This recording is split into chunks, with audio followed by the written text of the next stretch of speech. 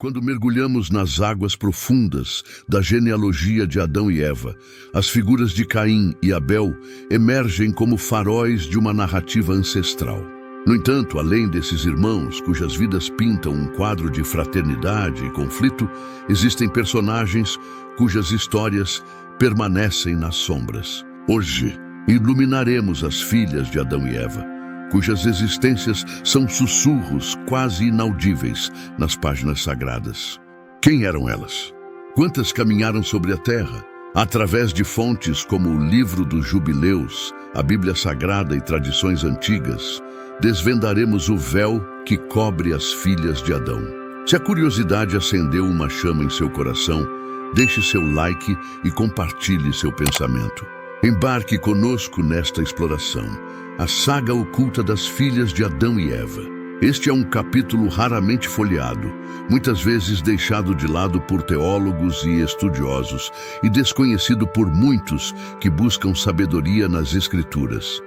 Enquanto os holofotes da história brilham sobre Caim e Abel, as filhas de Adão e Eva permanecem na penumbra, apesar de sua menção em Gênesis, capítulo 5, versículos 4 e 5. As Escrituras nos contam que, após o nascimento de Sete, Adão viveu 800 anos adicionais, gerando filhos e filhas, somando 930 anos de uma vida repleta de descendência até seu último suspiro. Embora a Bíblia não nomeie essas filhas, textos de tradições judaicas antigas nos oferecem vislumbres de suas identidades. Com base no Livro dos Jubileus, revelaremos os nomes de algumas dessas mulheres esquecidas, trazendo-as à luz através das tradições que as honram. Para aqueles que ainda não se aventuraram por suas páginas, o Livro dos Jubileus, conhecido como Pequeno Gênesis, é um tesouro do apócrifo do Antigo Testamento. Ele narra desde a criação do mundo até a formação de Adão e Eva, passando pelas vidas de figuras veneráveis do Antigo Testamento, com ênfase no livro de Gênesis. O manuscrito mais antigo que possuímos remonta a cerca de 700 a.C., uma cópia de um texto ainda mais ancestral. Alguns estudiosos propõem que Esdras pode ter sido o escriba, mas o próprio Livro dos Jubileus atribui a autoria a Moisés, inspirado por uma revelação angélica no Monte Horebe. A Bíblia relata que Moisés jejuou por 40 dias e noites na presença divina, o que confere credibilidade à sua autoria, dada a antiguidade do documento. O Livro dos Jubileus foi um pilar na cultura israelita, com inúmeras cópias circulando entre o povo. Ele também faz referência ao Livro de Enoque, outro texto apócrifo, que gozava de grande estima entre os primeiros cristãos e integrava o cânon bíblico da época. Essa conexão ressalta a relevância do Livro dos Jubileus, que ecoa eventos paralelos às histórias bíblicas. Conforme tradições semíticas abraâmicas, Avan foi a primeira filha de Adão e Eva, cujo nome em fenício hebraico simboliza força ou tentação. Ela uniu-se em matrimônio com seu irmão Caim, e dessa união nasceu Enoque. A Bíblia relata que Caim ergueu uma cidade em honra de seu filho, após ser exilado pelo fratricídio de Abel. Avan também é mencionada como Quelima em certos textos, como a Caverna dos Tesouros, onde é citada como consorte de Caim.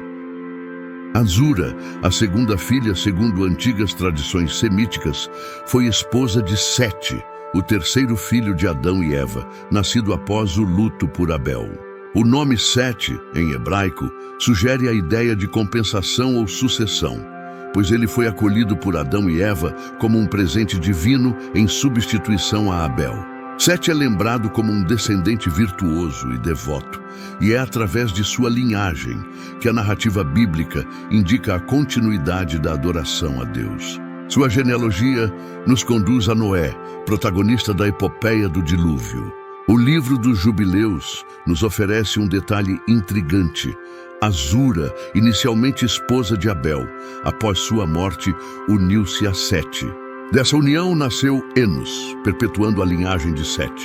O livro dos Jubileus registra que Azura veio ao mundo na 6ª semana do 4º jubileu e casou-se com Sete na 5ª semana do 5º jubileu. Ela gerou Enos, que posteriormente desposou sua irmã Noam, filha de Sete e Azura. Enos é exaltado por sua devoção e orações a Deus, conforme descrito em Gênesis capítulo 5, versículos 6 a 11. Enos é celebrado por sua prática devota e invocação do nome divino.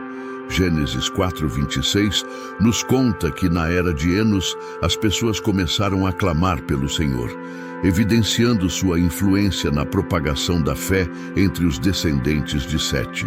Segundo o livro dos Jubileus e as tradições judaicas semíticas, Caim uniu-se à sua irmã Avã, originando a linhagem de Caim, enquanto Sete uniu-se à sua irmã Azura, dando início à linhagem de Sete. Adão e Eva foram abençoados com uma prole numerosa ao longo de suas extensas vidas, estimada em centenas, reflexo de sua fertilidade e longevidade. Nos dias atuais, Valentina Vassilieva detém o recorde do Guinness World Records pelo maior número de filhos, com 69 descendentes.